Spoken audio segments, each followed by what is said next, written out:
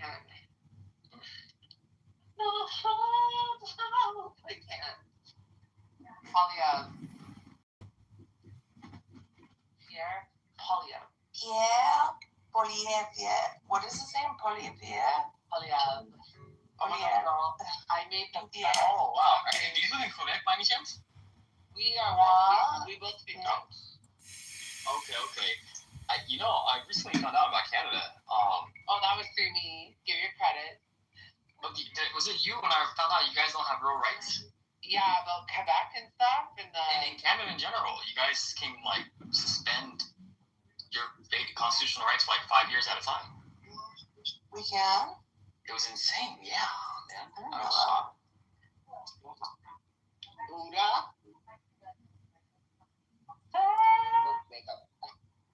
Specifically to what Norm said, because I just thought that it was a great statement and it spoke to literally what Black people should be doing about.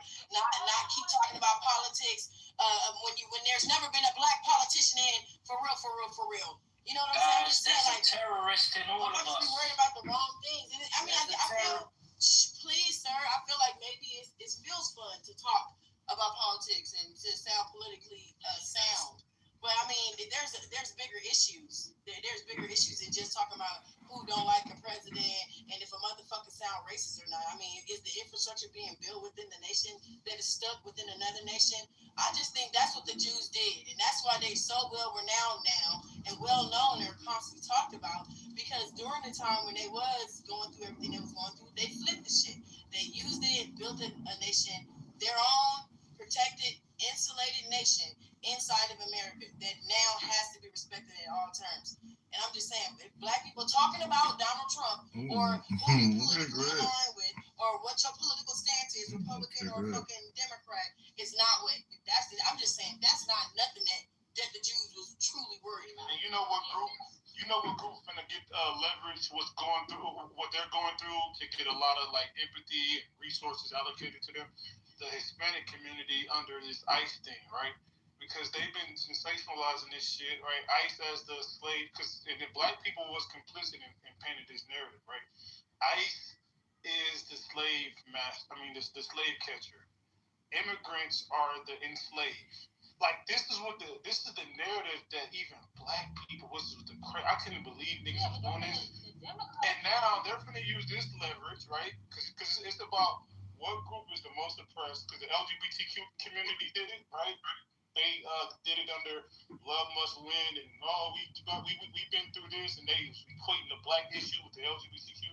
They used the masses empathy, right? And then they got policies and shit specifically for them, right? Now the next group, right, is going to be the Hispanics. They're done with niggas, bro. Listen, people are scared. Now, this is the part that we haven't discussed, right? If you add on everything that we discussed today, and then if you add the cancel culture, people are scared to get canceled by Black America, right? It's to the point where they probably prefer hiring other groups in corporate America because they're scared to say the wrong thing, to lead to a lawsuit. They're scared to say shit in the public, to lead to, people losing their businesses and shit. So they're like, I'm just gonna stay far away from Black people because these niggas is so it's hella shit, man. I ain't gonna lie, bro. We gotta recreate ourselves politically because this shit might be over. All that. Yeah, dude, I can't do it on the negative talk. You're talking a lot. Just keeping it real. This ain't negative. This is fact. Yeah, but you're like, nah, I'm not gonna say they're doing that all. I hear your sentiment, but every ethnic group. You see what I mean? Every ethnic group didn't just champion themselves and just build themselves. No, they use the Black community to do it. That's my point. Including the folks, the group box also. Yeah, but what does that have to do with Commissioner? I'm saying this, right? I'm agreeing with you. I'm saying that these people, right, use civil rights, right? Black people's frontline civil rights, but we added gender, we added nationality, we added religion, right? So the Jewish community attached themselves to civil rights. Immigrants attach themselves to civil rights and immigration. LGBTQ attach themselves, right? But the point is, they weaponize the sympathy from the masses to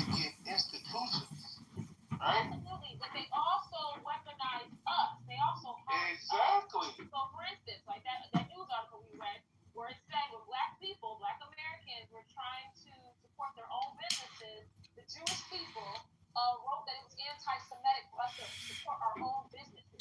So They you said it's can't compare. anti-Semitic to say spend money with black people only. They did say that. I definitely. Yeah. So Can y'all put that article in the chat? I'm sorry. yeah, we just can't. I can't just be over here like trying to say, okay, these are the model people who did everything, blah blah blah. We're not gonna do that because at the end of the day, all of them harmed us. Every single one of them. There's not one group of people that did not play in our faces.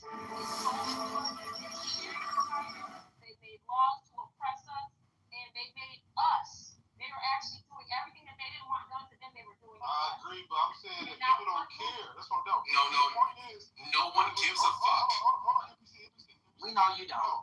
I agree that all of these groups have been complicit in harming black people while also leeching off our civil rights, right? But I'm saying that people don't care no more. Yeah, it's not necessarily about caring, but I just don't want It is. conversation. NBC, shut your dumb ass up. Wait, hold on. Stop coming off your mic. Literally, bro. Wait. All right, fuck.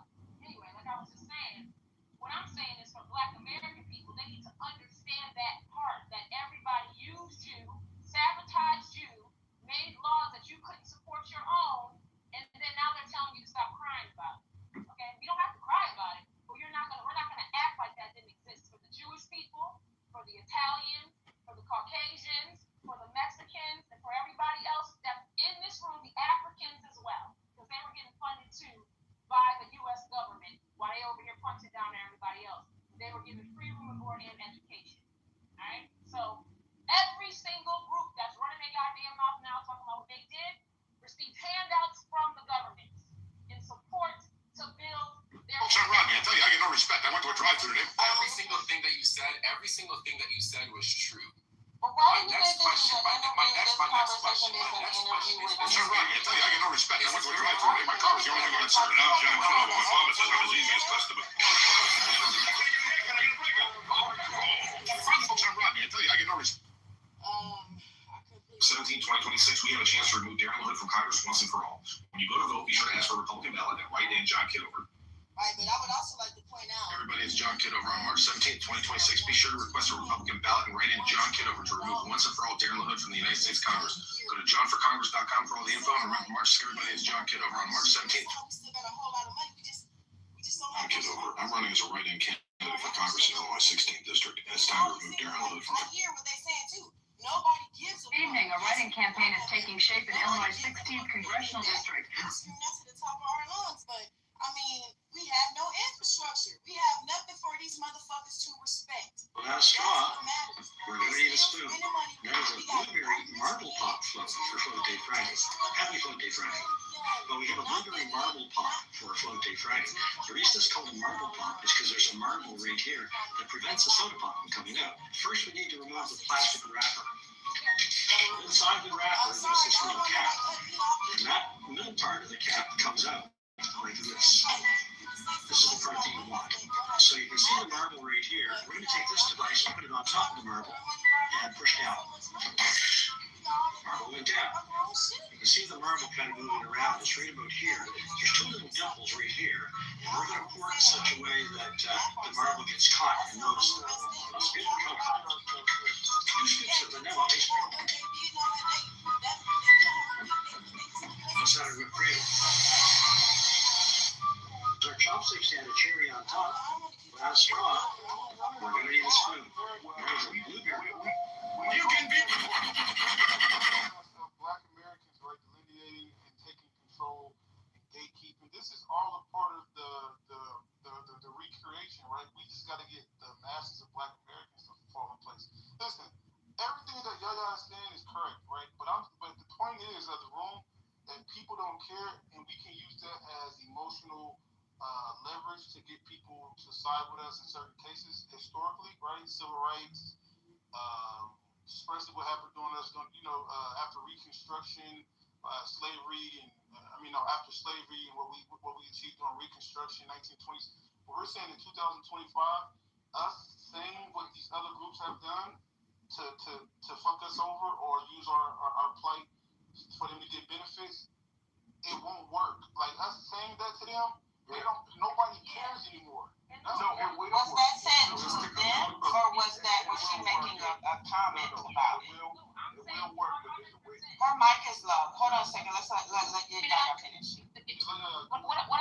is this.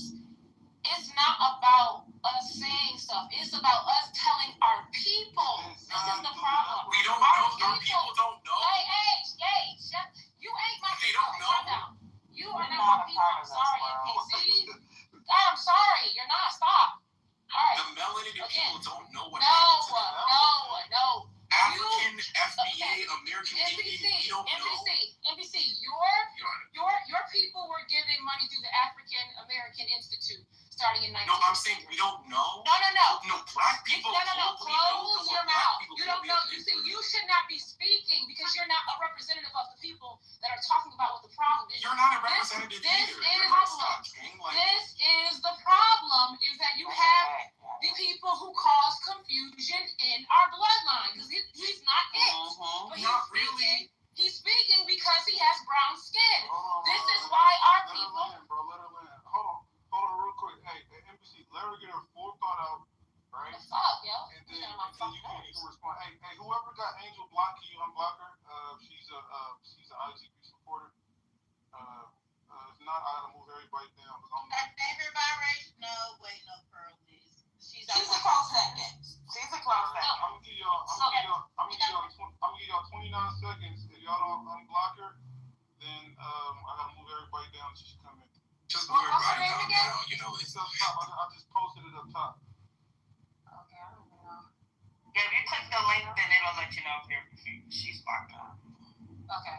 So what I was basically saying is this. If at the end of the day, right, if we have all these confusing voices, such as some on the stage that have nothing to, their family came with money given to them from the government, free housing and board, they educated them, they made them diplomats, they put them in leadership roles. If you're coming from a group of melanated people whose ancestors from the 1950s, 1960s from West Africa, because what I've learned is that a lot of these West African countries were supposedly, quote unquote, gaining their independence around 1953, 1960, on that era. And I realized that they weren't really gaining their independence. They were really just doing business, learning to do business with the United States to position themselves. Okay? That's what was going on. So when we hear gain their independence, we think, oh, they fought against Caucasians. They fought against these people. Now that I'm like doing some like really deep, I'm digging really deep with all the funding and I'm aligning it with the dates. This is just when they started doing business with the West. All right? They established their independence in doing business. And so that's when they started their politics with the United States, which is a U.S. corporation, to come over here and try to replace us and to help with the confusion that was caused by all these other ethnicities that were already over here that were getting in the way of our fight. So what they did was they brought melanated people over here as well. They funded them. They educated them in our universities. All right. They spent hundreds of millions on them to get them established. So we are not in the same position as any Nigerian over here or any other ethnic group. We have to understand that from an economic base and from a fighting base. They are not fighting our battles. However, they are here causing confusion like NPC. And that needs to be clear. All right? We don't have the same fight here. And I'm like, That can be said on we bring out the discussion economics, right? Can I go up there? And the lobby, the economics and the lobby. And this is important here, Lou. I can go to economics in the lobby. And to sharpen your skills as a lobbyist, right? And to sharpen your skills in economics, if you got a 2.5 trillion or even just 1 trillion, then you have to adapt the behavior pattern of people with $1 trillion. And stop allowing people to either disrespect you, disregard you, or do any of those disses to you as a people. You got $1 trillion. And now all you got to learn is one thing and one thing only. Where the Dirks and the Longworth building is, where the Cannon, and who exactly to lobby on behalf of your interests or your cause. I am very serious about that. I'm fairly skilled in finding out exactly how to lobby, who to lobby, and when in Washington, D.C. And this is exactly what we're discussing. And I'm saying to you that you can make your mark get that. But you gotta bring a $1 trillion character to the table. Your Michael Jordan A game, or your Mike Tyson A game, or your Michael Jackson A game to the front line, and tell them we will not accept them. We don't. Adam Clayton, I was the most skilled man I ever seen. He said we don't want any more than what you have. But goddamn it, we're certainly not willing to accept any less than what you have. And we put our negotiations out and force our agents to represent us. In the person of Bernadette, in the person of Albert, in the person of Hakeem. Hakeem Willie, he's a skilled-minded, able-minded, and able-bodied man. Make him do his goddamn job for you, for we the people, the constituency, the voters that elect him. It's usually a whole black, if you see a congressional black congressman, they got them, he put in by elected black voters that came, got up out of their house, went to the polls, and voted for his black ass. And now you gotta make him do his goddamn job. I'll tell you how to get results. If you can skip it, you can pip it, you can move it around, but at the end of the day, you got to get in where you goddamn it.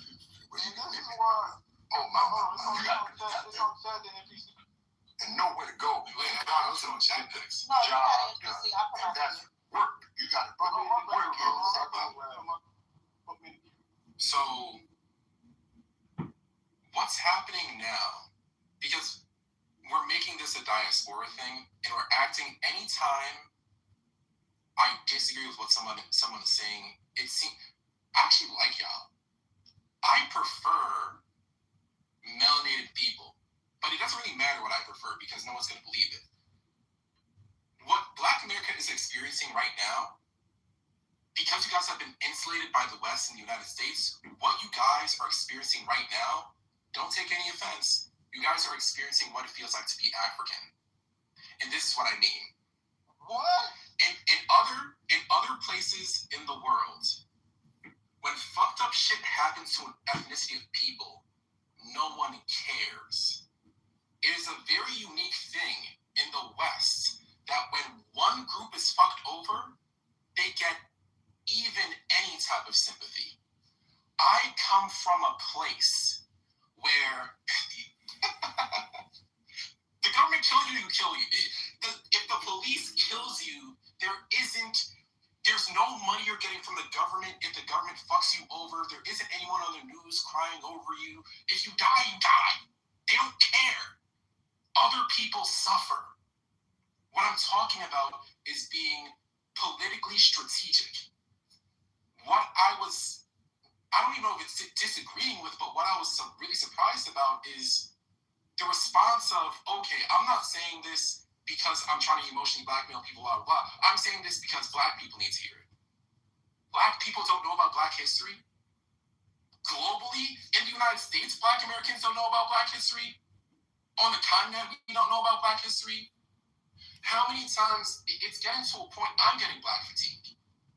Because I keep hearing truth every single time we're talking about something else. We bring up the true points about the past of people who look like me and you. Every single one of the points is true. Are we going to use what happened in the past to have something substantial, or are we just going to keep just repeating it with no effect? That's the only thing I'm talking about. So if we're in a position where we live in a we live in a constitutional republic, we do not live in we don't live in Negroism yet. We don't live in Negroism yet. If we lived in Negroism, whatever we wanted would happen. We live in a society where we have to convince people who don't look like us to accept an agenda that benefits us. If we want to do that. That's what I'm talking about. I want to say this just so we know, just so everybody know where we at. So we was talking about because there was a Jewish guy on stage and said how people are getting tired of being the word anti-Semitism being used against people, the word racism being used, and all of the emotional blackmail that people have used after what happened to the Holocaust. They used it to create institutions and use that sympathy to build Israel, and the stuff that we done after slavery or Civil Rights Act. People don't have that same empathy in 2026. So, using identity politics, guilt tripping people into voting one way, calling people. So, like, for example, it was a lady, Jamil Hill. She's a liberal. She was talking about the Hispanic people are easy targets, right? And this is why they vote for Trump. And they actually vote for their own demise. And people are saying you can use that for other black people, right? Try to like demean them and say that they're stupid because they voted for Trump. But that won't work on other groups. And a lot of people are done with empathizing with Black America, right? So I'm gonna play this clip and then we'll get back to the. So here's the clip, and then this is a Latino lady. Evening, a response. Evening, a writing campaign is taking shape in Illinois' 16th congressional district. Army veteran. Latino and Hispanic communities are, to be frank, especially if you're from Cuba. Cubans hear socialism, communism, and as long as the Republicans use those words to describe Evening, a writing campaign. I'm Kitover. I'm running as a writing candidate. Didn't make a conscious I'm Kitover. decision I'm running as a because writing we candidate just for were Congressman. confused, we didn't understand what we were doing. That's pretty fucking insulting and tone deaf considering the state of your community. I'm Kitover. I'm running. Step with the Democrat Everybody, it's John Kitover on March 17, 2026. laundry list of 17, 2026, we have a chance to remove your. you voted for that has taken away your family, caused mass incarceration, the lowest level of education, but we're done because we understand what communism and socialism is. Newsflash, when we hear those words, it's not a trigger, bitch, it's experience. And in case you didn't know, most Hispanics are conservative because we value family, faith, entrepreneurship, working hard, building something for the next generation. We know exactly what we're voting for. And no, we didn't need anyone telling us how to think, not in English or Espanol. Let's pass it to Close the room, Lou. After that shit right there, I don't know what anybody gonna say, Lou. Lou, you might as well just close the room. Shorty she destroyed it. She dropped nuclear bomb. Facts. Does Anthony have metal? Hello, moderator. I can tell you why you don't. Hello? Let's pass it to chat. It's on chat. Okay, yes, thank you. Real quick, put a gun emoji in the chat if you agree with this Hispanic woman. Put a brain emoji in the chat if you disagree. All right, let's pass it. Cool. Like what's odd to me is that other groups of people were quote unquote made whole, based on the atrocities that their particular racial group experience, right? You have even Japanese Americans, you have Holocaust survivors. They were compensated by Germany. You have the reparations that were paid post internment camps for Japanese Americans, right? The reason why you don't hear from them about that is because it was addressed, right? And they were, at least the government made an attempt to make them whole.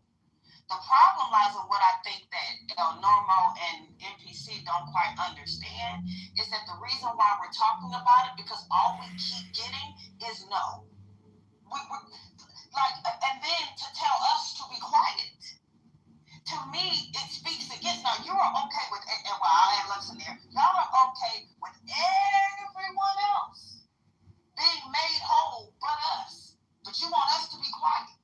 I think it's odd, right? The thing that I spoke about, because a lot of us tune our ears and lean in when certain people, quote unquote, using air quotes, when certain people speak, and we tune other people out.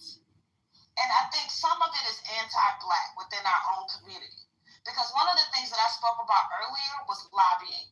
And for us to come together and identify the things that as a people we want to lobby the government for, even if it's three things, right? If you look at what the Heritage Foundation was able to create, what is the equivalent of that in our community? NAACP. No, it's not. That's what's crazy. Because if it were, the NAACP would have crafted a working paper for us to set the agenda for us as a people. They set the agenda for their organization. They're not setting it for the people. How in the hell do we have week CBC every year and we haven't set an agenda out every year for our people? Because they're African. Why do we not African, that's why. CBC is African. Yes, the people are African. No. Yes, they are. We got Congressional Black Caucus, man. the Congressional Black Caucus is like I think 9 of the rest of all from other ethnic melanated groups around. No, I'm a rural resident. The reason why is That's crazy. Yeah, look it up. Look it up. Yeah, that's why. Listen, I've been a part of the Texas delegation for a minute. I haven't been in 3 years, but literally, like, I don't understand what's happening. Yeah, look it up. Thank you. But my point is we have organizations that we can leverage, right? Or we can start anew.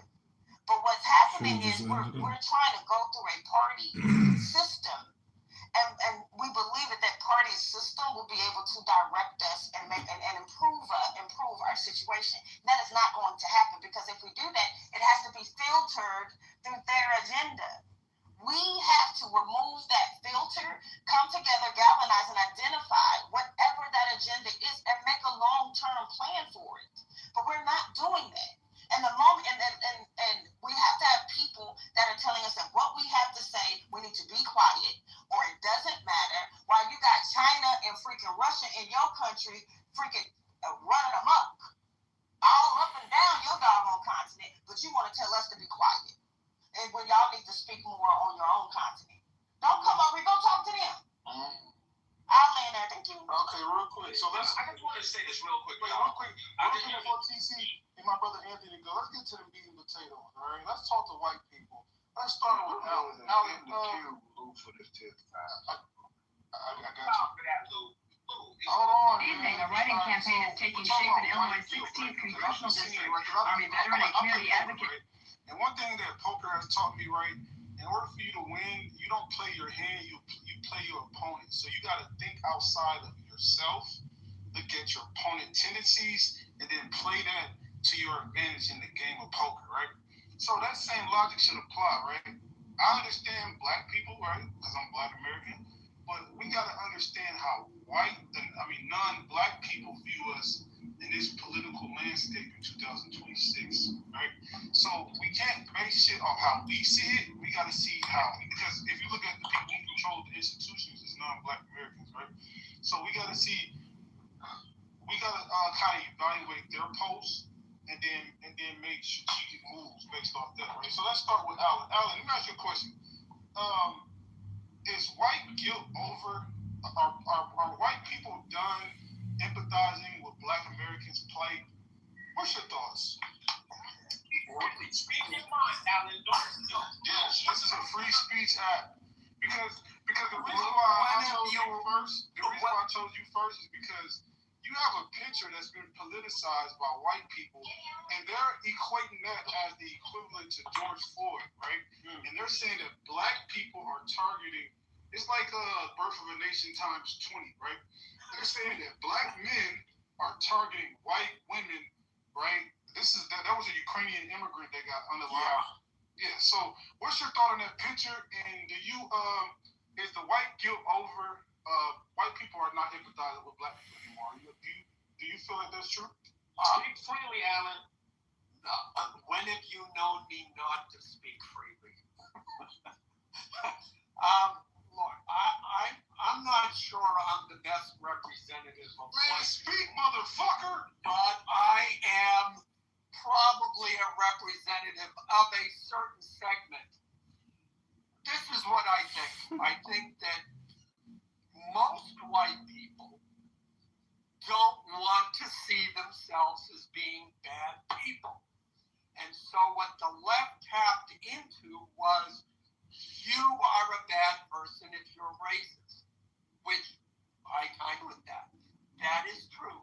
It is not the only thing by we measure whether or not you're a good or bad person, but it is something one can measure with. I think what's happened is there's a perception from white people of, look, we've been trying to do all these things for you because we empathize with you, we size with you, and now this is how we repay. You're still complaining, You're still complaining that we're racist. You're jumping all over us because we don't say the right things. We don't use the right language. You're always changing how we're supposed to address you. There's all these things that we got to conform to. And at the same time, we're just trying to live our lives just like you are. And it's become a problem. It's too much. And I think, the idea of, I don't want to use the term, but people get tired of that.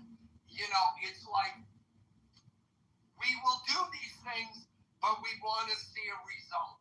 And from my perspective, we were seeing a result, and then all of a sudden it wasn't enough, or the narrative changed, or whatever it was, or a political party. Okay, I get what you're saying. Now, how do you feel as an individual? Is your empathy toward Black people is over, and how does that apply to the picture in your PTR? Well, Lou, as far as the picture in my PTR, if you want, I can talk about it, because I've had this argument. The actual stats of white violence against Black people and black violence against white people shows overwhelmingly that Black people are attacking white people at disproportional numbers. No. All right. Full thought out. We're not going to All right. get my feelings shit. This is how a lot of white people think. Continue. Okay. And my feeling is, look, take care of your shit, because otherwise, and I know nobody's going to like this, because if you don't, we will. Nigga, what? Hold on. Is that a threat? No, what the fuck? What you take it as you want, but if I know. Wait, hold on. Look. Because we direct. You are Armenian, right? You're white passing. So when you say, if you don't, we will, can you elaborate? Yes. Now let me put it nicely, okay? Every community. Nice. You want direct. No. This is free speech America. I can make the point. This is free speech America under Trump. Yeah. Well, we want how you really feel. Don't act like a white This is how I really. Don't act like a white Lou, act like a white Republican and stand He's on. Armenian. He assimilated to white. Yeah, but they're not the same people. That's like calling Nigerian a Black American. Lou, this is how I really feel. What? No. What I'm about to say, I'm not sugarcoating it, okay? What I really feel is that every community has its issues, okay? That's true, all right? And the Black community has its issues. Now, it needs to solve it, and it needs to solve it on its own. It can't keep waiting for white people to solve it. It can't keep asking for white people to come up with the solutions or come up with the financial means by which it will solve these problems. But if it doesn't do it, not me, but there is certainly a segment of the American population who is getting more and more pissed about it. And can I respond to Alan? Hold on. Can you tell us a little bit more about the shit that they get pissed about? Yeah, like your PTR. Bro, Alan, stand on it, bro. No, you're dancing around it. So wait. So how am I dancing? No, you. So wait. Can you break down? You're saying you can't use the 9/11 club to believe this. If she got caught, it would have to be right. Somehow I thought this time things would be a little bit different. Right. The question was first, make it possible for it to be different next time for somebody else.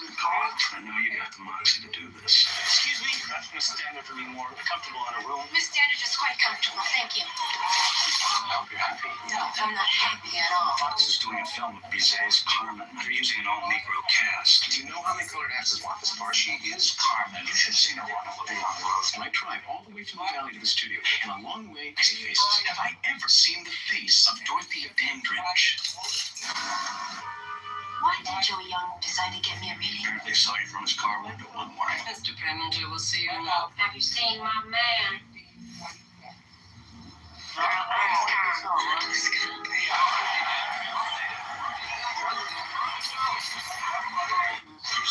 Woman, right? She's not a white Anglo-Saxon Protestant. She's a rep from another country. Yeah. White America got on cold with this. We know that the dude that unalived her, he has mental health issues. He's homeless. He has a criminal record. He got all type of mental health problems. They didn't care about that. All they seen was, in their eyes, a white woman being unalived by a black man. They're calling this the equivalent of George Floyd. Well, even though we know that's not true. Yeah, It's that's the equivalent of George Floyd. These white Americans got on cold with Ukrainian refugees. Hold on, Luke. Lou, why you? Let me just say this. All right. Yeah, go ahead. No, I just wanted to say this. This is the reason why this race shit needs to stop. Because everybody was not on board with what the fuck that whatever happened, whatever you're saying. Because this flat white, flat black, all this bullshit is stupid. And what it does, it gets to hide people. Every Caucasian ain't talking the way Alan's talking. Okay, he's Armenian, and this is the reason why the Caucasians who've been here for, with the heritage Americans, they trying to separate themselves from all these fucking people too. The reality of the situation is this: we need to get rid of race and just deal with them ethnicities, okay? Because then the confusion can stop. This dude Alan does not speak for all these other people. He doesn't. He's Armenian. He just got here. He just fucking got here. So he can't speak for the white America who black Americans have been dealing with this whole time. Well, let me say. You gotta stop this shit, yo. Yeah, but let me say. Wait, let me say this. But listen, see, I understand it from a black American perspective, but white people have been protected institutionally, historically, right? Ever since the 1790 Immigration Act, where they wanted to bring quote unquote good white people in, right? Right. So there's no benefit for them to delineate, right? This is why a lot of white Americans on the right fuck with Elon Musk, right? This is why a lot of white Anglo-Saxon Protestant people or people who've been here since the inception, they still side with this Ukrainian woman, right? Because they're still on cold with whiteness. Because how it works is they get benefits from being on cold with whiteness, right? So it's not in their best interest to delineate between different white groups. That's not true. That's why they're fighting in the streets now without us. Yeah, That's why they're fighting in the streets now without us, because they're delineating too. Stop. They're not delineating. Delineating is black Muslim, and they're not delineating because they don't want to. Americans should delineate, right? But I'm saying They're already delineating because white America. Wait, hold on. This we got to break down, right? Like, so, for example, right, during Jim Crow, right? There was a institutional caste system, right? Blacks, non-whites versus blacks, right? So people come to this country. That's why they benefit from the Homestead Act, right? These are newly immigrants, right? This is why they benefit from racial segregation, right? Is because they benefit at the expense of black people, right? They don't want to give that up, right? So they're not delineating. This is what I'm saying. They embrace Elon Musk. Do you see white Anglo-Saxon Protestants, people that have been here for 400 years complaining about Elon Musk getting benefiting the most from government contracts?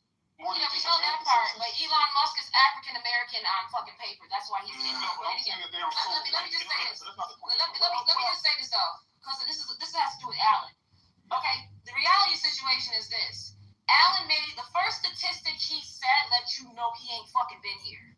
When he said, "Oh, black people disproportionately harm white people.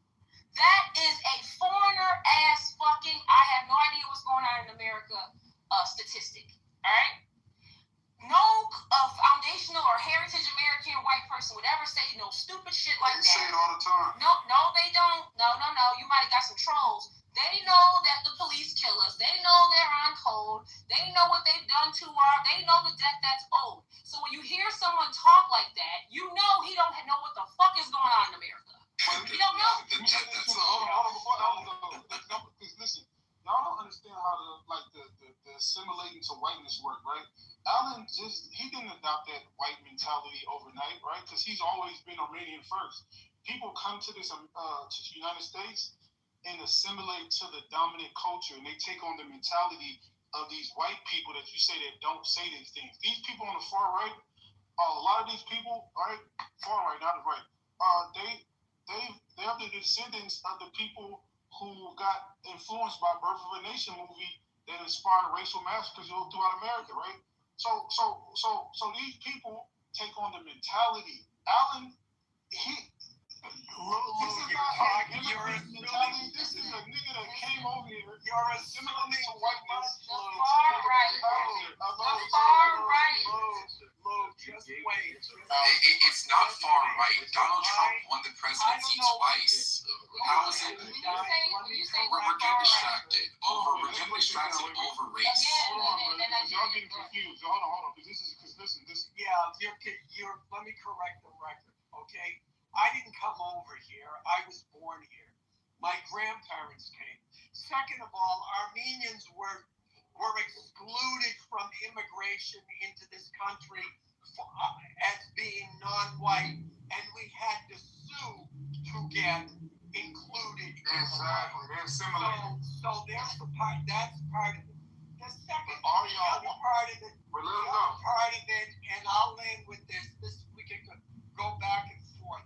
Okay, most of everything I'm talking about, the woman on the subway, all of the crime, all of the stats that I talk about and have talked about, it's committed by an extremely small percentage of the U.S. population and a small percentage of the black population. I recognize that. I recognize that most black people are going around, they're not involved in this shit, and that I understand that I am not going to condemn the entire community because of the shit that a small percentage of your community commits. But when I say you got to take care of this shit, I mean it. And I think the problem is, and I'll land with this, the problem is you got the ghetto, ratchet ass segment of your community holds the rest of the community hostage because you can't say, hey, dumbasses. You gave a platform. Because let me This is a free speech. White people call their poor people and stupid people white trash. And they know white trash knows that they're white trash. But in the black community, you are terrified to call out your ratchet ass members and say, cut that shit out or we are going to take it. How did you know to use the word ratchet? Yeah, how do I know? Because I get it's part of the internet. Wait, fuck all that. He said what he said. So let's address who want to address it. I'm gonna address one part. Because at the same time that he's saying about the ratchet America. Yeah, but this is my thing. At the end of the day, you have different record labels, different other ethnic record labels that pay millions and whatever to the ratchet community, to uphold the ratchet community. That is not the doing of the black community. You guys are choosing these people to be the representative of, and they get paid to act that way. So that's just the true reflection of the black community. Those are stereotypes. Okay, so again, when you talk about all these bad things in the black community, and you talk community. It's other ethnic groups that's trying to make that be the standard. Do you understand that? Yeah. Okay, so there's a lot of Black American people who do not act that way. You got the Democratic Party is putting what's her name, Cardi B in front of the politicians. The Democratic Party is sitting there having a party and bringing an abortion truck to a campaign to live abortions. Okay. I am constantly grateful. Okay, so you ever heard of No Limit Records? They're not white entities, alright? They're bad boy rich. Yo, listen, these are not white entities. People have to acknowledge the truth. Running from the shit ain't gonna do anybody no good. This fucked up ratchet shit is celebrated in the Black community. It is what it is. We can't run. We can't pretend. Sexy Red didn't just happen. He's an FBI informant. You got Black principals fighting Sexy Red to perform at their schools. I don't know about that. Make it make sense. That's happening. Like this is actually the reason why we're here. The reason why we're here is because a person can give every single disclaimer. We know that 99.9 of y'all ain't doing this, but the 1/10 of 1% is doing this. Can y'all do about it? We would rather hear from Wait, hold on, because earlier I brought up. Hold on, real quick. Hold on. I thought y'all was going to address. Now, Alan, let me ask you a question. Are you familiar with the book Cracker Culture by Grady McWhiney? I love the title. What's wrong? Okay, so Cracker Culture, right?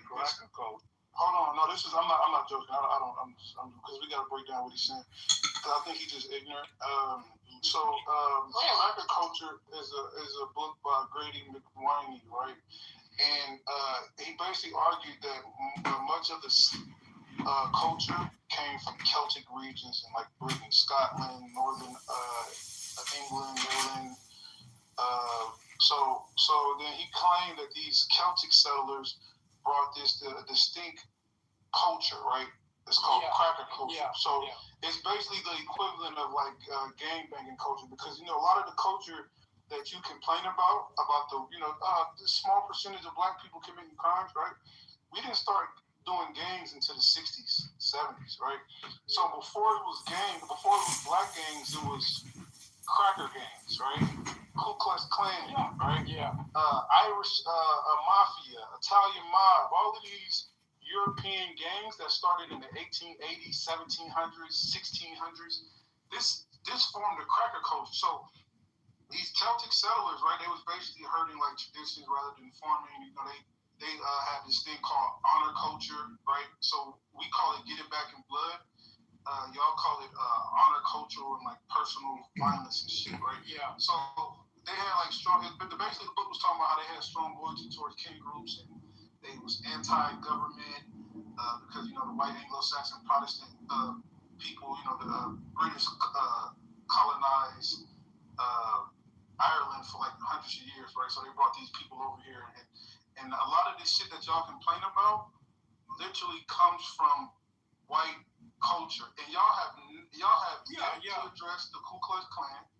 Y'all have yet to address all of these groups that's been doing this cracker shit, right, for the last 400 years. But you want to hold the magnifying glass to Black America and try to tell us to hold our people accountable.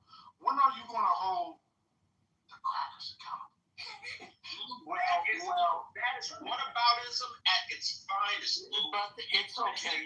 It doesn't make any sense, my brother. Man, let the white land, and you can respond why it don't make sense. I'm in agreement with you. I'm all for self-accountability. I think Black people. I just want to clarify. I don't do this thing where I try to like ignore the problematic shit in the community, right? I do think there are some problematic things that Black people need to address. Not only Black people, Americans, because we're Americans. When it was violence against Asian people, right? White people got behind Asians to protect them. So why don't y'all get behind the small percentage of the Black people you claim to harm everybody, right? Why don't y'all get behind and protect other black people? They're still Americans, right?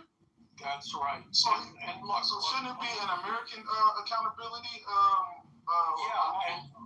right. And I first of all, before I say anything else, thanks for letting me speak on the stage. First of all, I appreciate that. Second of all, look, you said I was ignorant of some stuff. I won't deny that claim. But I don't think you have to be well versed in history to know how to be nice to people. And now let me ask you a question. Okay, say hypothetically there's a white person and this white person, he's looking for a roommate. And somebody calls him up and says, look, I heard you got an ad. I'm interested in being your roommate. And the person is obviously black. What is the right thing to do, the non-racist thing to do, and what would be the racist thing to do would be to say, yeah, I already rented the place. Now, and then here's the question, Lou. What do you think I did in that situation? If it was a black woman, I'm pretty sure you offered to be her sugar daddy. Well, I didn't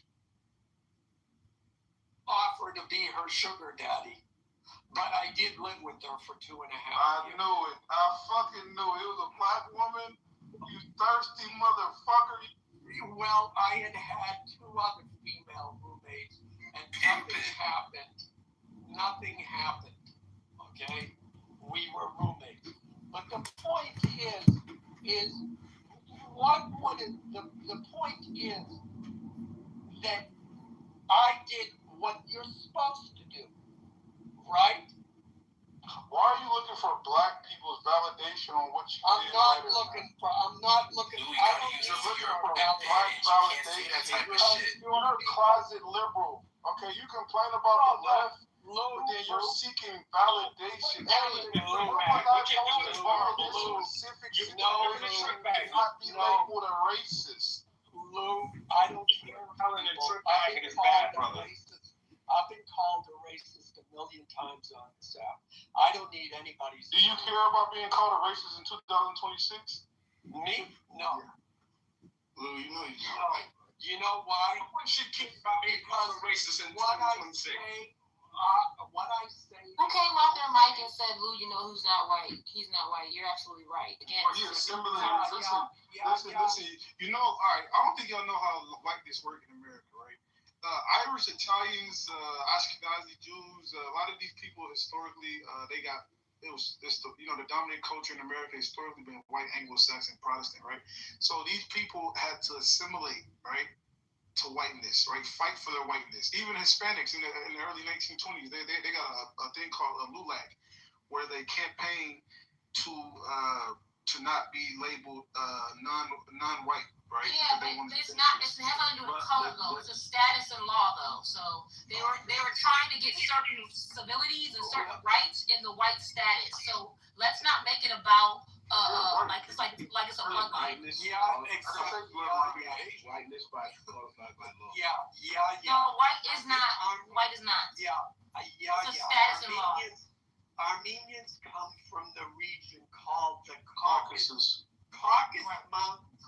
We are the original white people. No. White, because melanated people, white in America, white had to do it like property and everything else. So stop, because this is the confusion on the stage. We need to stop the confusion on the stage, acting like white has something to do with pale skin. It is a status and law that gives you certain rights. It's always been that way in the U.S. corporation, but they dumbed it down for black people to think that white means that it has something to do with Caucasus skin or whatever. Caucasians, that's what you always, this is the reason why you always hear me say Caucasians. I call them Caucasians from the Caucasus Mountains. There are black people who are white in law. They're white in status. The Horn of Africa, melanated people are white in status. So we have to stop making it be about color. That's the ignorant part that they want you to think. Not understanding has to do with rights. But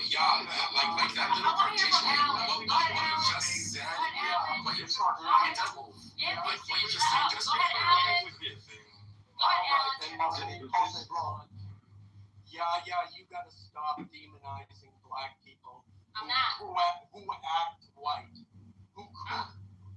Not you in particular. Well, maybe you don't. No, I don't do that. I don't do The that. whole idea of being a sellout.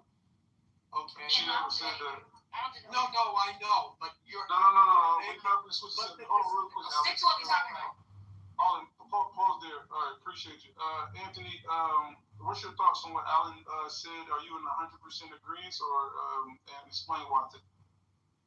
So, Lou, man, I think Alan tried to be as honest as he could. I respect that. I definitely respect honesty. I think he tried to have a productive conversation. And what your response was is you came with the whataboutism.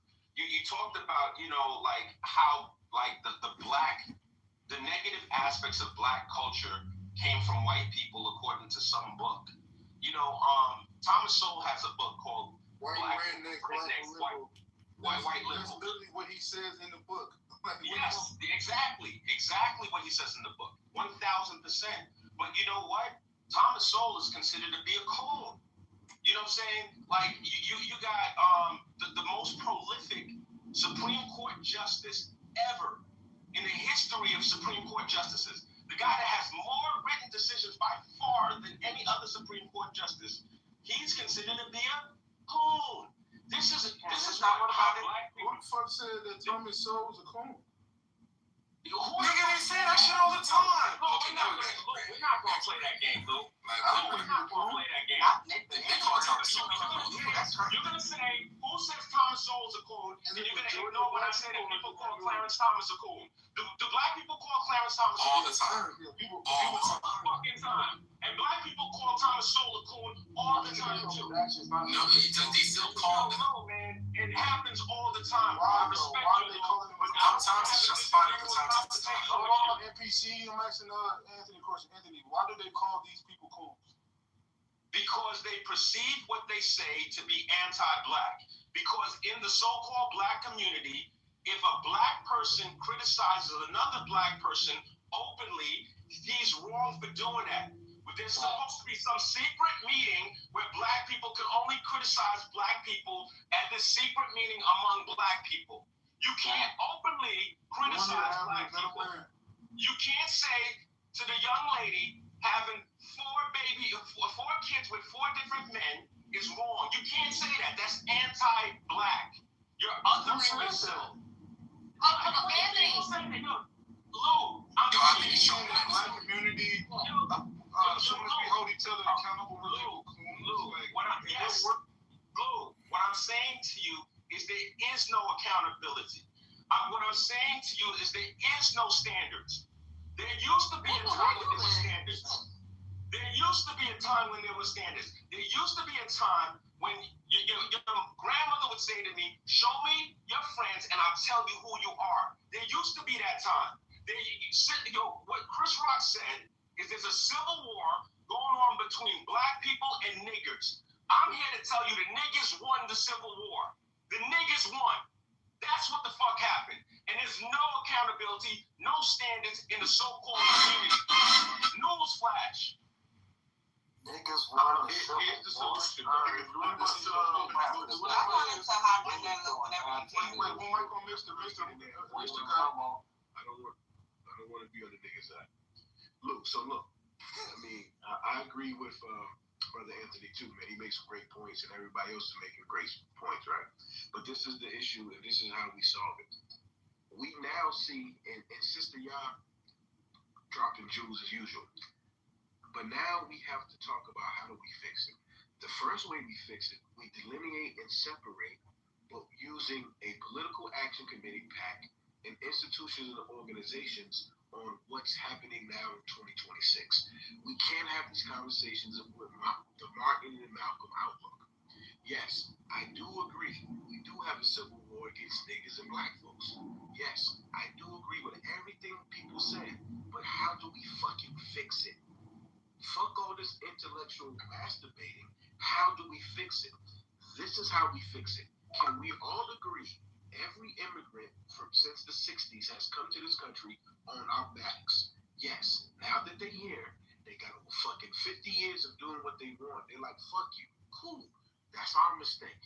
And we made a lot of mistakes since the 60s. We have to fix them now with money, institutions, and organizations. Not the ones that we have now, because they are already corrupted. They are already not us. And yes, when Sister Y'all said that information earlier, some of y'all pushed back on it. Most of these organizations now, they're supposed to be us, like the NAACP or the Urban League, et cetera, they are not us. And people like Brother MPC and others, they don't want us to speak like this, because if we delineate, separate with power, with political actions committees, and we give the information, the answers about who we really are, they no longer get the free subway ride. They no longer get the free trip. They no longer get the free ride. And they have to delineate, separate, and get it the same way they always told us. By, put your boots up. By your bootstrap, right? That's our number one problem is now we're too scared to say, fuck Pan-Africanism. Fuck everybody else. We're going to get it how we live, but not talk. We need to put blood, sweat, and tears behind it. We need to put money behind it. We need to put organizations behind it and institutions behind it.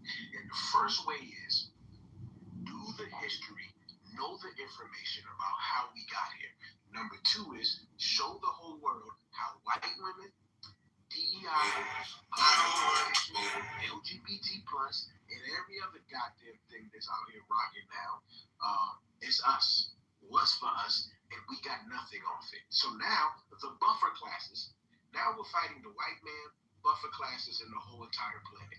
And if we don't put money with it, with institutions and organizations, like you said earlier, with Dr. Wu, Claude Anderson said he gave us a date.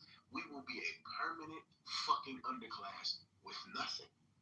That's the answer right there. That's the work. Because now, when we have money, institutional organizations, we can have our meeting to say, hey, yo, you a nigga, and you're out of here.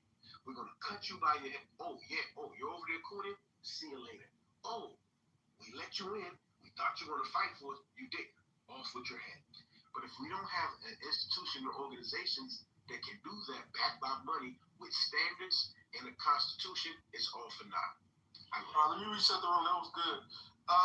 We're talking about white guilt is over under Trump. We was talking about how, well, this is a comment that was by El Normo. He said that people are done. He's a Jewish person. He said people are done empathizing with Jewish people and what they've been through during the Holocaust. But what they did was use that empathy at the time to get Israel and use that empathy to get institutions. And now that people are done with empathy with institutions, so they can make moves. And he feels like what happened to black people historically has ran out. So I was gonna play this clip, and we was gonna talk to some white people about this and have a real dialogue. Here's the clip. Racist. My generation. You want to know why I'm racist? My generation of white American men were told that the last 80 years were a problem. People who looked like us, that lived like us, they were the problem. And that we all needed to get past racism together. And then if we can pull it off and we can get past racism, if we can learn to live in a colorblind society, then things would be better for all of us. And so we were the first generation raised with a truly post-racial mindset. And as we started to reach adulthood, we walked down, put our hand forward to shake the hands of every other race, of every other group, of every other religion, and were immediately sucker punched by reality. Everybody else made it clear that no, they're not striving for a post-racial society. They want to fight over our corpse. They didn't want equality, they wanted our stuff. Right now, to be a white man in America, you have to be out loud and expressly okay with the idea that in 50 years, your entire lineage, your entire bloodline, your entire cultural history won't exist anymore. I'm not gonna apologize for the achievements of my ancestors. I'm not gonna apologize because my people built a better world than yours. We took a land made of stick huts and bison chasers and turned it into the country that put a man on the fucking road in less than 200 years. We made everything that these people were fleeing their homeland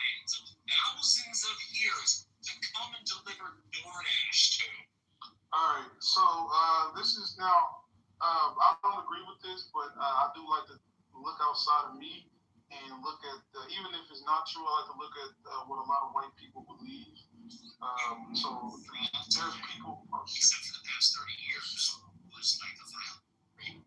So I was reading something online where they said a lot of leftists, people that was on the left, they're tired of like cancel culture of black people. They're tired of people using racism when it's not even racist at times. And people are leaving. People brought up that Elon Musk is one of those examples. He benefited from the left, but I guess he has something, this racist term called black fatigue, so that made him want to go to the other side. So let's pass it to Pepe. Is there any more white people in here? Put a 1 in the chat. This is a free speech app. I disagree with people's perspective, but people are allowed to say it, and we're allowed to push back. Pepe, is white guilt over? And you said that in the chat, you said that white people and Hispanics are teaming up against black people. I didn't say teaming up. I said that whites and Hispanics will always prefer each other over black people. It's just how it's played out. It sounds like teaming up when you say each other. How do you feel about the topic? Well, I mean, I agree with everything that gentleman had said that you played earlier. I think that, it's largely, I think that black people went too hard during the Black Lives Matter period. For many years, it was kind of, you had too much of, I would say, like grievances and cancel culture from African Americans, and a lot of demands, and people just got really, I would say the Black Lives Matter shit, like, just kind of was the icing on the cake, and people had too much, and they stopped taking black people seriously, and they, quite frankly, were very insulted by the things they said, and no longer want to deal with, a lot of the problems that come with the black community, and don't want to be blamed for their problems. And so I would say, that's why I would largely agree that white guilt is over. Because you don't see black people guilting white people like you did 6-7 years ago. I mean, I'd say the culture has largely changed. Can I respond real quick? Because I feel like you're trying, like, you know George Soros, like, funded that, and, like, that became a whole thing of its own, and the money didn't even go to black people. Like, so this is where I get annoyed in these conversations where, like, all this blame is on black people when they kill the actual activists who founded it. People are found, like, in their cars, shot here, shot there, whatever the case may be, and George Soros, who's Jewish, funded it, and this took this shit to a whole nother level, and it no longer had to do with black people. It was just a money grab. So does that come in the narrative anywhere? Because like this is open information at this point. So they don't like the way about this. They care about see how it works is right. It's about narrative, right? I get it, but I still need to bring clarity to the room, regardless if it's narrative or not. I understand that. I don't care what they care about. I don't care what they care about. What I'm saying to the room, anybody who's listening, this is what happened. We were not even doing that. That was an engine that George Soros took over, manipulated, and used it for his own gain worldwide. It no longer had to do with black people. None of that money even went to them, except for the ones who were caught with fraud. I think it was like 2 or 3 who bought like a house from it. But nationwide, globally, it had nothing to do with black American people, regardless. So he can still have his opinion, but the fact that these things have come out should, I don't know, like our brains aren't working too well. But I'll end. Every time I hear about like what happened, okay, and how someone infiltrated a movement and was able to manipulate and coerce black people, I can't help but think that you can't simultaneously think that you're on the same level of other races or ethnic groups in society and want to sit at the table, but you're not even self-conscious enough to realize how the game is played. That if individuals see that there's an opportunity to exploit and manipulate, that they'll take it. And that every hand that reaches towards you with something enticing or inviting is not a friendly hand. Sometimes it's the trap, and that you're living in a world of predators, plain and simple. And so how long do people allow themselves to get fooled? how long do the people lead themselves through emotions? So you gotta think strategically. And I agree with Michi. Until the individual or the group take 100% responsibility, then you're never going to have ownership and be able to correct it and renovate yourself. You're going to always want to project. And that's what Amici was saying when he says the whataboutism.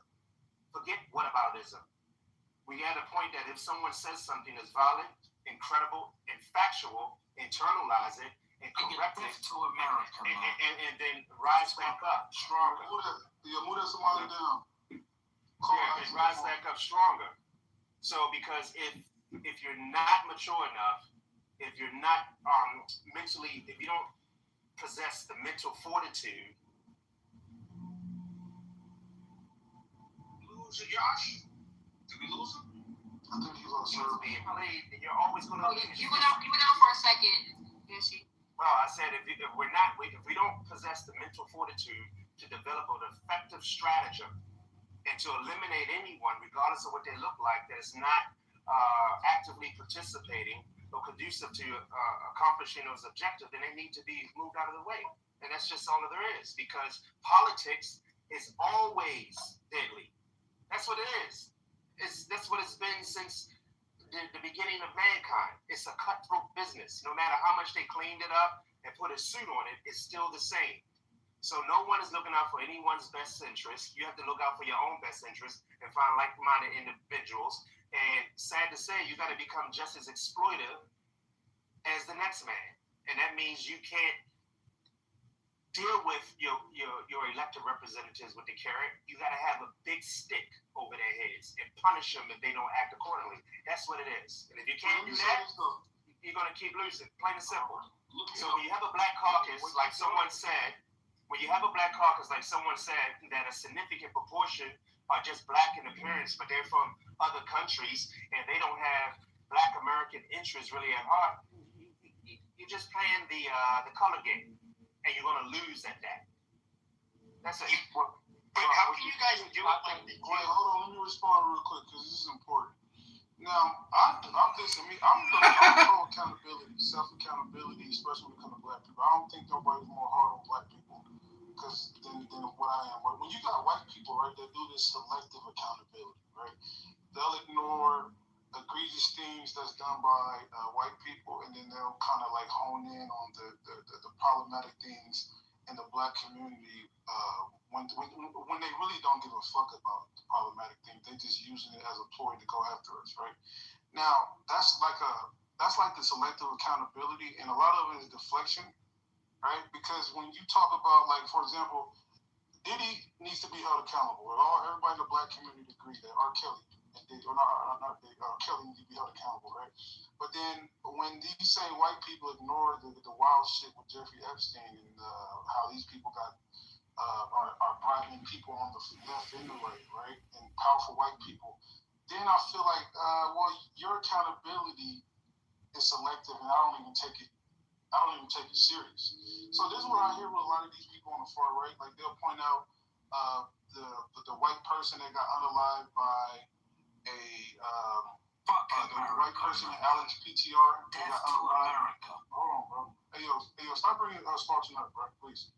Like, Allen will point out the Ukrainian immigrant that got unalived, right? But he'll ignore something that had white people and them doing egregious things to black people. So it's like they got selective outrage and this selective accountability, which I don't respect. But yeah, I don't think pointing that out is whataboutism. I just don't take what he's saying serious because he's not morally consistent across.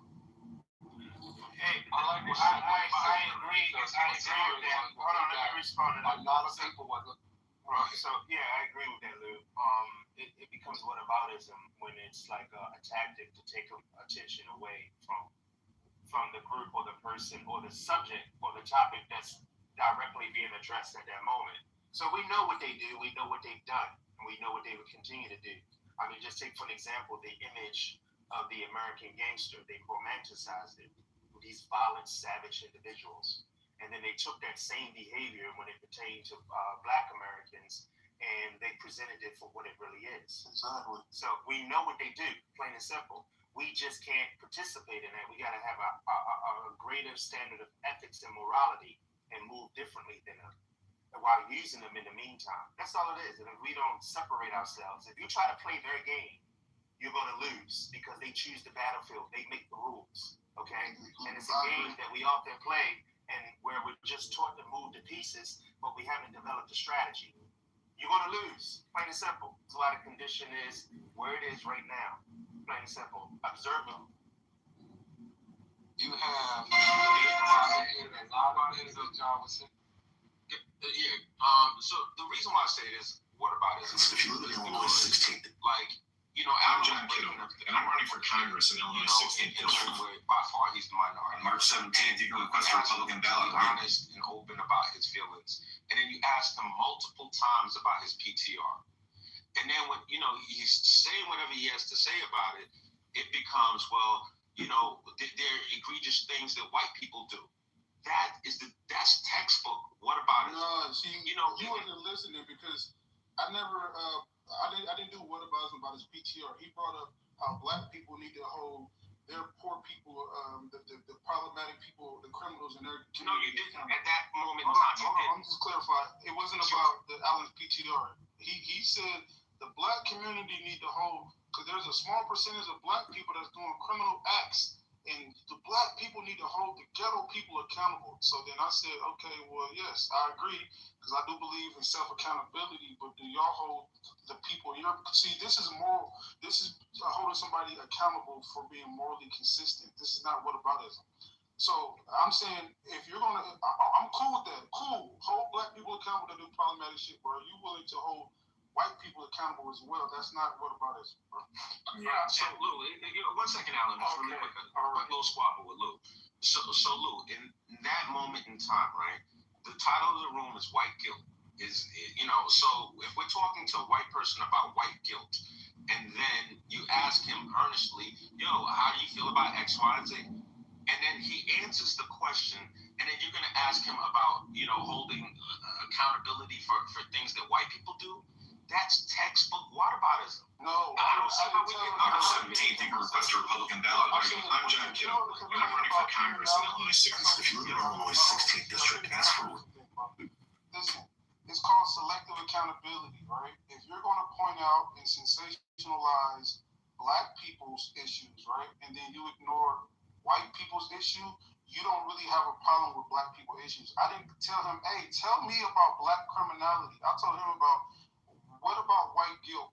Black people using certain things against the white people, and y'all turned y'all off. Well, we turned our backs on you guys. We don't care about you guys calling us racist anymore. It wasn't about how do you feel about black criminality. I'm saying, okay, I took accountability. Yes, we need to address black criminality, but he's coming in bad faith because he never talks about white criminality ever. So instead of so you're mad at me for pointing that out, right? When I'm saying, yes, we need to point out black criminality and we need to hold him accountable, but he never talks about the problematic shit in this community. That's not whataboutism, bro. I'm just holding him accountable for not being morally consistent. He's not. All right, well, let me... Alan, just really quick. Because I never got a chance to land. Okay. So Lou, here's what's up. Lou, I think if you actually stop and listen to what I'm saying, we're not necessarily far apart. What I'm saying to you is context matters. If we were just having a general discussion, shooting the shit, and Alan brought up what he brought up, that would be one thing. In the context of this room, he was asked a specific question, and he answered it earnestly. And then what ended up happening was you pointed out that he was, inconsistent. No, I pointed out about this. No, this is what you did right there. You said that part where I said I agree with that. We need to see. I'm holding myself. He talked about the black community in a specific way. I said yes, I agree. We need to hold the black community along with white people, because y'all Americans need to hold them accountable. And I pivoted and said, okay, are you going to be consistent when it comes to white people? So I'm in agreement with whataboutism is like, hold on, let me say this. Whataboutism is like, okay, black people did this. Well, white people did that, right? No, That's what you did. no. He said black people did this. I agree. We need to hold those black people accountable. Now, are you going to hold white people accountable? And then if he doesn't answer that, right, he's not morally consistent because you want to hold the fire to black people, which is cool. I'm okay with that, right? A deflection tactic is, well, what about white people? No, I'm saying let's hold black people accountable. Cool, I'm okay with that. Now let's pivot. Now, can we hold white people accountable? That's totally different. They saying that is whataboutism. How do you don't understand that, Lou? it's accountability and repetitive. That is whataboutism. It's accountability and riveting.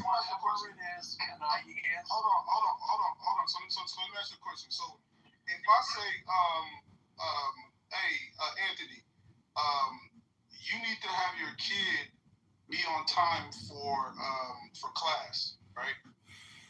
And then you say, yes, I do need to hold my child accountable for being on time to class, right? And then, then you pivot and say, yo, are you going to hold your kid accountable as well? Now, is that different than saying, hey, you need to hold your kid accountable? You deflect and say, well, when you gonna hold your kid accountable, you don't even take accountability for your kid. What's the difference in the two conversations? One is Hold on. One is holding one accountable for the issues, and then the other one is holding the person who's trying to hold me accountable issues as well because their kid is not doing the same. That's two totally different conversations. Do you understand that? I agree that it's two Okay, so what is that called? So Lou, may I respond? I don't want to be like limited in my response. My response to you is that they are both whataboutism. One is more egregious than the other. There is a nuanced but profound difference between the two conversations, but they both would qualify as whataboutism. That is my point. When I'm asking you about, well, what about your kid? You know, getting them to school on time. That's whataboutism. Even if I acknowledged it, yeah, you know what, Lou, you make a valid point. I need to get my kid to school on point. But what about your kid? That's whataboutism. You can't run from that, even if I acknowledge it on my side. Okay, I was not upset, whatever you want to call it. I was not offended that Lou used that and asked about it because I agree completely. Yes, white people need to take care of their shit too.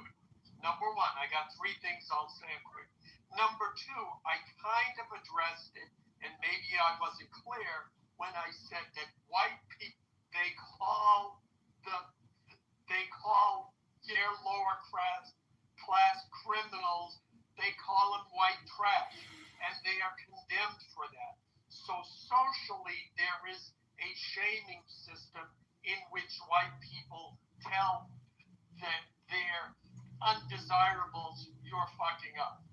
And the third thing is when it comes to, I brought up the violence of black people against whites as an example of things that white people perceive as being unfair or unjust, etc., etc.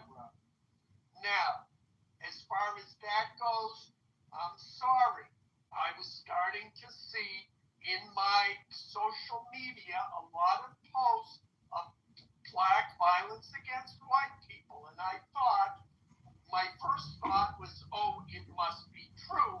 My first thought was, well, this is social media. I wonder if I'm being fed bullshit here, and I want to make sure that, is this fact, is it fiction, what's going on? My PTR shows from 2017 to 2021, I think those are the correct years, white violence, this includes everything, white violence against black people numbered 371,000 incidents. Black violence against white people was, and let me look it up so I don't get it wrong, 2,382,400 incidents of black violence against white people. So no, I'm not making this up. But But see, you have, oh my God, I think I get to say something. It's just, are you done, Alan? Are you done? Because I don't want to do it. I forgot. No, I'm A done. lot of people stuck here. Okay. Anthony has said it, once again, I've always followed his brother. You ain't said, dumb breath out your mouth. This accountability, this is the classic of when a white person calls a black person out, always go, what about you, Mike? They will not take accountability. You will find a sprinkle of people that will, but they will not. And black people know this as well. I mean, if accountability was weed, niggas would not inhale it. I swear to God. Well, let me say this too, because I'm gonna keep it real. The fact that y'all in the chat, let's just walk this down, all right? So there's two times, because the reason why he said that, oh, that's extreme whataboutism, and the other one is not extreme. He didn't have the proper word. That's why he just said extreme, right? So let's just, so whataboutism, that's a term, and then there's this thing called reciprocal accountability, all right? So it's like it's a comparative accountability, right? So the whataboutism that he's talking about is when somebody deflects instead of addressing the issue raised about them, right? I didn't deflect. I said verbatim, I agree. We need to hold those black people accountable, and they are problematic, right? And then I pivoted and then did something called a reciprocal accountability, right? So the first scenario, so like for example, someone says you need to fix X, you say I agree, and then I fix X. Then you say now you also need to fix Y, right? This is usually called reciprocal accountability, right? This is called a consistent standard. This is called a comparative critique, all right? So for example, you need to reduce population. I don't want to do that. So the fact that I asked him what is the key differences between the two scenarios that I gave him, and then he just said it's both. It's one is extreme whataboutism. No, that's not how it works. All right. Whataboutism is a deflection, and you don't hold somebody accountable. You live this stupid shit. So fucking stupid. Okay, yes, I agree with that, and those people need to be held accountable. All right. Now, are you going to hold somebody accountable in your community? That's reciprocal accountability. Do y'all know the difference between the two? Because the reason why Anthony didn't have the terminology when I asked him what's the difference between the two is because he didn't know the terminology. He just minimized the conversation by saying, "Oh, well, it's just extreme whataboutism compared to the regular whataboutism." No, that's not. You get a whataboutism, bro. Like, I just want to finish what I want to talk about. What I said. I just wanted to say, look. The definition of reciprocal accountability. Okay. Reciprocal means you basically get what you receive. In other words, you reciprocate. That's not reciprocal accountability. Yes, it. Okay. Accountability, you give and receive. Reciprocal accountability. Give me 1 second with Lou. Really 1 second. Yo, Lou. Until I just want to finish what and I'll pass it to you, Karis, but just really quick, Lou. Until you said it, I had never heard the term reciprocal accountability. All right? This is a new term to me. Thank you for exposing me to it. And humbly, to me, reciprocal accountability sounds like a form of whataboutism. You may not feel that way. This is my perception.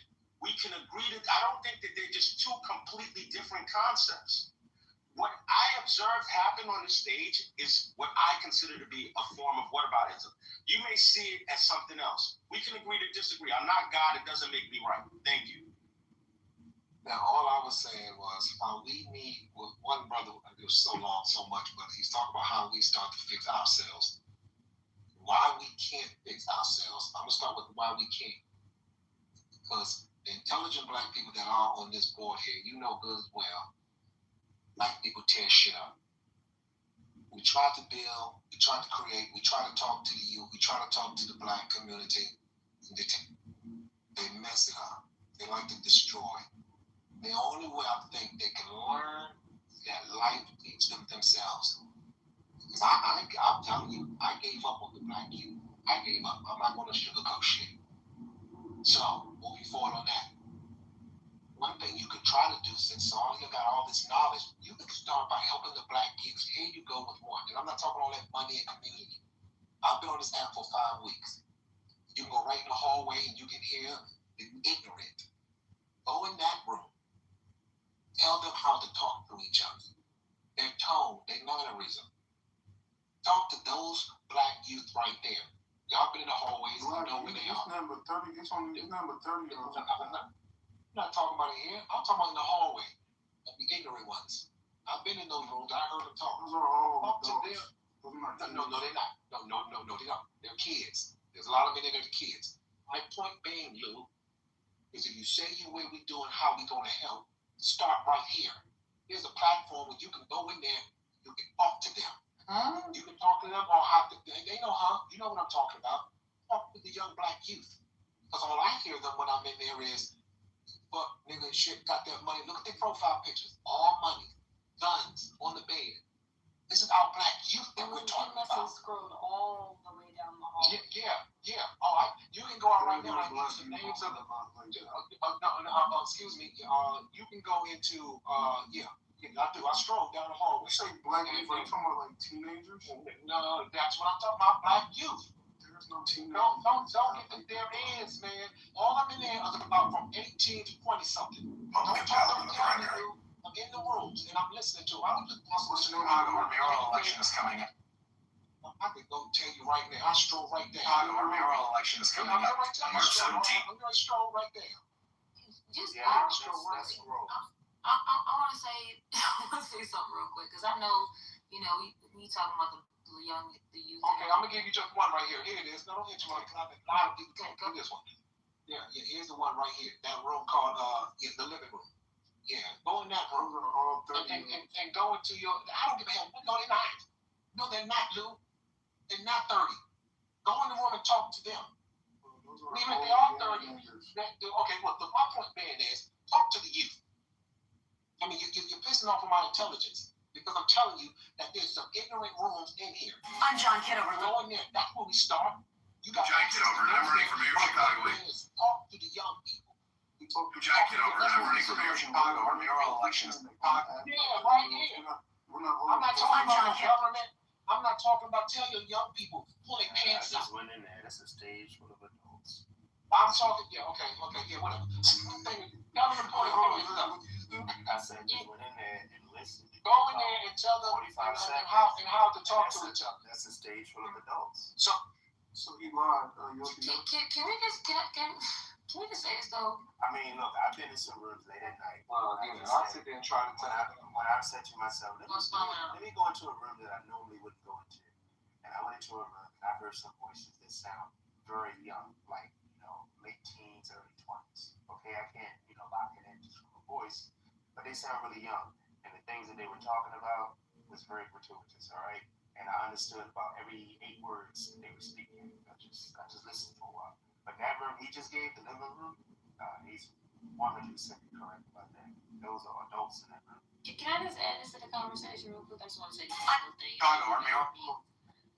Yeah, I understand, Chicago, our mayoral election is coming up Tuesday, February 23rd, 2027. I'm John Kitover, and I'm running as a libertarian candidate for mayor. I would like to see believe in safer neighborhoods, lower taxes, and a city government that will. Chicago, our mayoral election is coming up Tuesday, February 23rd, 2027. Can black men? Y'all call them bootleg. Y'all call them sellouts. No, not them. I'm just talking about some real people. Okay, some real people. Anyone besides the Hebrew Israelites and. You know what I'm saying? Black men is not separate crisis of identity. Well, just because I find when I hear men be very critical of the youth, which is the youth is definitely on fire, right? And then we also have these single parent homes, and that's also a thing too. But where is this collective man movement where what I'm saying, men on the street can be a collective Hebrew Israelite type of masculine, but not, it doesn't necessarily have to be the Hebrew Israelite, but I'm just saying where is that? How the women have made a formation, right? The women made a little formation, jobs, money, what I'm saying, businesses, all that stuff. So where is the collective male press that just should be about that? because we can't just, we want to start with the youth, but like, what about the reason why the youth aren't respecting the men? Like, is there a gap there that can be filled? That's a legit question. The gap can be filled, but the problem is that we don't have the community structure to observe that. There's plenty of groups like what you're saying, the Israelites, the NOI, Fruit of Islam, Straight Black Pride. There's plenty of them, but we have to have the real family structure to say that's what it is to send the people over there. You know what I'm saying? And not always say this one's a boule, that one's a sellout. That's Chicago. Easy. I'm Johnny Kitover, and I'm running. Corny for wearing the suit. You know all the stuff. I'm Johnny Kitover, and I'm running for mayor. That's the problem. So there's plenty of black men that organize, stand on business, have high standards, move in that collective form. We just don't respect it as a movement like that anymore, and we don't have any. Once again, institutions, organizations, and money's behind that. And we're still talking about the old blackness. The old blackness is dead. You know, Professor Black was said, old black media is dead. All the old black shit is dead. It's 2026. So we have to use better, new systems. I'm John Kitover. New information out there. I'm John Kitover, libertarian. That's the problem. We keep talking about stuff with this. I'm John Kitover, libertarian. You can't put old shit on new shit. And it's new. Racism, global white supremacy, capitalism, and all that is all new now. So that's the problem. And so I agree with you on this point though, is that we have to do a better job of communicating with the young people, boys and girls, young men and women, and it has to be organic. You have to want to do it. You have to love it. You have to, see a better picture than you. It has to be really about your people, because the old school taught us is that when you're a father or a big brother or whatever, it's not just for your family, it's for the whole neighborhood and community, right? So we have that out there. We just have to be better connecting it like tentacles, like we once used to do. Because every time we have a group like what you're saying, Sister Yaya, and I hate to say that, brother, is right, we should on it. Just look at the overall picture.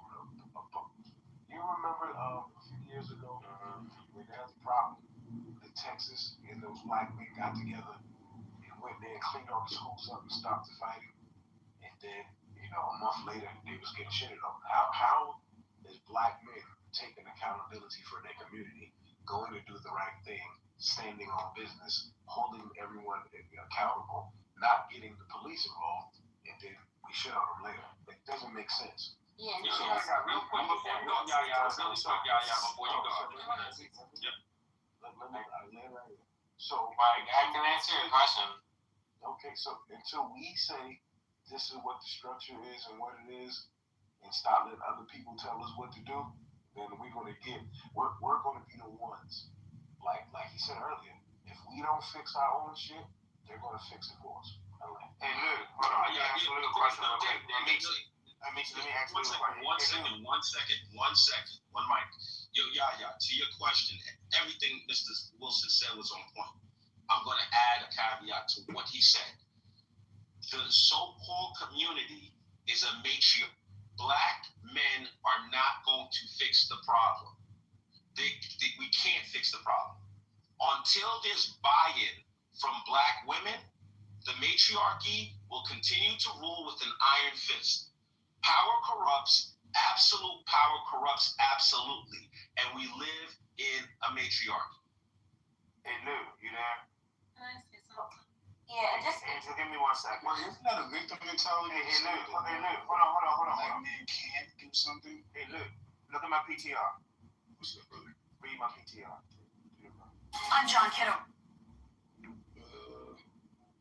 Can someone bring me on stage? I was advised to come up in this room and speak to the youth and teach you how to speak and properly communicate with each other. Look at the answer beneath. No. See, I tried. I did my part. I want to respond to Anthony though. I want to respond to Anthony though real quick. Angel's, I'd like to respond to you. Because y'all it's a certain conversation that because there's real communities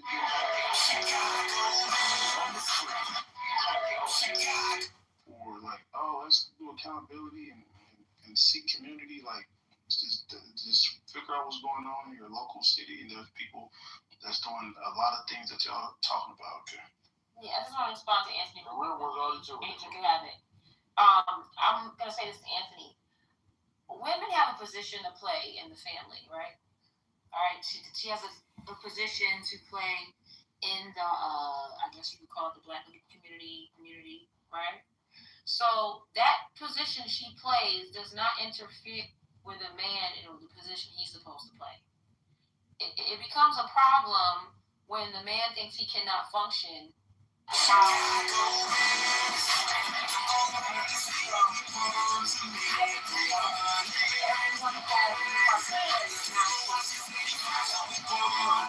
If you think that you don't know how to, not you specifically, but a male doesn't know how to add to the community, then that's a problem that person has to figure out. You know what I'm saying? I'm John. Chicago, our mayoral election is coming up Tuesday, February 6th. What's up? Chicago, our mayoral election is coming up Tuesday. Yo, so here's right. In order for us to have the building blocks of community is family. If you have 70 to 80% out of wedlock birth, you don't have community. The people that are birthing the babies are the ones that are in control of the community. How can they fix it? I'm running for mayor of Chicago. Like this right now we in the squabble, so I'm gonna rest my mic right there. All right. So again, no one told you to jam your dick in anybody and come and then procreate with whoever decided to produce a baby.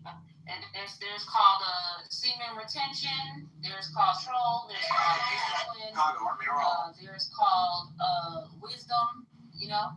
So you cannot hold only the one who. Chicago, our mayoral election is coming. I'm Johnny Kitover, and I'm running for mayor of Chicago. Is your libertarian? Chicago, our mayoral election is just accountability. Like that's super stupid. But let's just say that is the case, right? Let's just say that is the case that happened, right?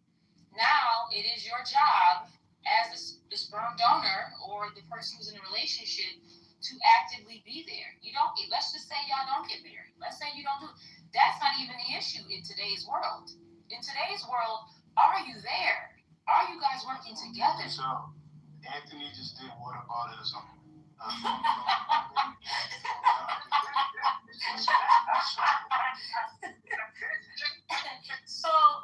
So at the end of the day, it is 100% the strongest unit and the source. However, if it does not, let's just say that's just not the case. I still know a lot of people who healthily co-parent, who are there and they show up for their kid, and their kid is doing amazing. They even have extended families, and they have, the village supporting and doing what they need to do, right? So my thing is this. It's you can't make that excuse. You can't keep on going on and on like that. This is the last thing I'm gonna say. I'm sorry you're triggered, but you can't make that excuse. I'm not triggered. You're good. Okay, go ahead. You can't make that excuse though. Everyone has a role to play, no matter the circumstance. Go ahead. All right. So respectfully, you never addressed my point. I'm saying to you, the building blocks of community is family. All right. And 70 to 80% out of wedlock births does not a family make. Furthermore, a woman births the baby. She has empirical evidence that she is at least one of the baby's parents. How many times you got women that don't know who their baby father is? And so now dudes by committee are supposed to take responsibility for this kid. Like, it doesn't make sense. Then we have, if I had $1 every time a woman said, you know what, I'm happy my baby father ain't involved because I get to run it the way I want to run it. I don't want to hear him telling me what to do with my kid. that you have a group of people who feel that fathers are an accessory, not a necessity. You don't have a community. You're putting the cart before the horse, and it won't work. You're talking about something that doesn't exist. If you break down household income by ethnicity, Indian Americans are at the top of the list. Next up is Chinese Americans. The trait that those two groups share is how the likelihood that they will be married. They have community. They're not blaming white supremacy for their plight because they make decisions on how they're going to live their lives. This needs to stop, and we need to have honest conversations. All right, so we're going to have an honest conversation about our community. Again, nothing you said had to do anything with the lack of accountability for the male. You have a projection issue where you think everything revolves around the woman and she's the problem. And that, I don't know if that's a talking point where you might need to, talk to somebody about, but we all have a role to play in the house or out the house, okay? Even if the woman is the one that has the child, it is still that man's responsibility to make sure that she has what she needs for that child, all right? If you say she got pregnant by whoever, that man still has an obligation. There were men back in the day who had 2 families, and the child didn't come out until the funeral. All right? But come to find out, that father who had 2 families was still in the other family's life. There is a fundamental problem. I'm John Kitover, Libertarian candidate for mayor of Chicago. Our election is Tuesday, February 23rd, 2027, and I'm asking. No matter when that child is born, you are supposed to actively be supporting that child. Chicago's mayoral election is set. That does not change with marriage, non-marriage. Chicago's mayoral election is set for Tuesday, February 23rd, 2027. There is One of the names on the ballot is Libertarian candidate John Kitover, a U.S. military veteran and longtime. Chicago's mayoral election is set for Tuesday, February 23rd, 2027. One of the names on the ballot is Libertarian So candidate. until you can talk about that in this conversation, to me it just sounds like you're projecting. So I'm gonna land right here. This is my last mission in the little squad. My son just got home. So I'm John Kitover, Libertarian candidate for mayor of Chicago. Here's what's up. I'm not projecting. I'm happily married. I take care of my kids. Got a beautiful life. Winning. Civic, tomorrow, if black women en masse made a decision and said, we are not having sex unless men marry us. No sex without marriage. Overnight, the marriage rates would go through the roof. We live in a matriarchy. I am sorry to inform you. I at no point have I insulted you personally and said you're projecting or, said ill stuff about your character. It's not that for me. I'm not looking for that kind of interaction with you. But I'm saying to you that I don't understand what substantive disagreement you have with the things I've said on the stage this evening. Thank you for taking the time to listen, and I'm done. Okay, well, I'll definitely tell you what it is. You have not one time, you talked about women. Chicago's mayoral election is set for Tuesday.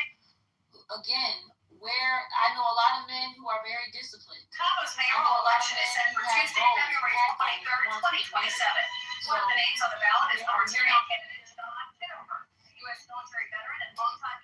Chicago's mayoral election is set for Tuesday, February 23rd, 2027. One of the people have no verbiage, and that's a problem because there's people on this stage that were talking about the youth. There's people on this stage talking about the women. Where is your conversation about the lackluster men that have been made and how they're showing up in society? There are a lot of good men out here. Look, I got a bunch of good men in my life. All right, I'll